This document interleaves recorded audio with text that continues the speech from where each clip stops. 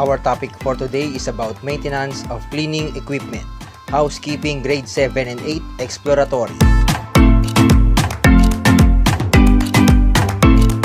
Vacuum cleaner is a device that uses an air pump to create a partial vacuum to suck up dust and dirt, usually from floors and optionally from other surfaces as well. The dirt is collected by either a dust bag or a cyclone for later disposal.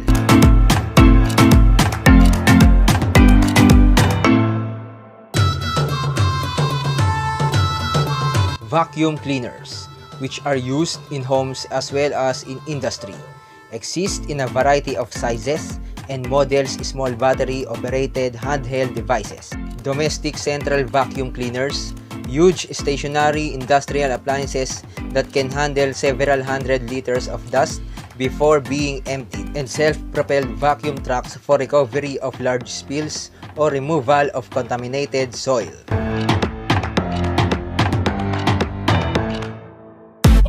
A floor buffer is an electrical appliance that is used to clean and maintain non-carpeted floors such as hardwood, marble, tile, or linoleum.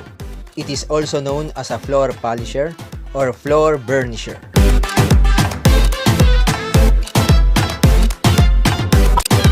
If it is a high-speed floor buffer with a pad, it rotates at over 1000 RPM rotation per minute. It has a large, round scrubbing pad spinning in a circle in one direction, which is powered by a small motor, usually directly over the center of the pad. Correct maintenance of tools and equipment. A further part of a health and safety strategy is to maintain tools and equipment regularly. This helps to identify safety problems before they become a serious hazard.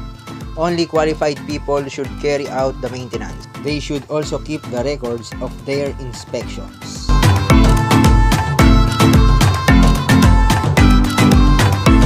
Management. There is one important way to follow the rules and to manage the safe use and maintenance of tools and equipment. This is to assess and control the risks.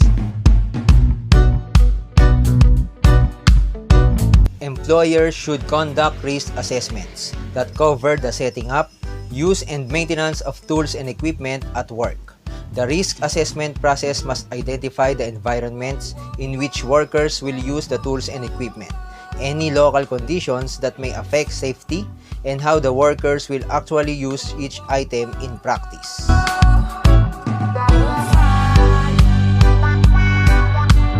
Risk assessments, such as these, let employers know what orientation and training they need to run. The assessments also show what information employers must make available in the form of posters, user guides, and safety signs.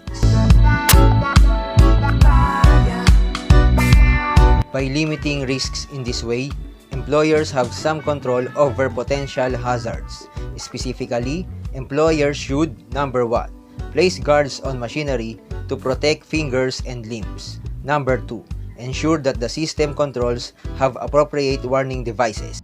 Number 3, insist staff wear personal protective clothing as necessary.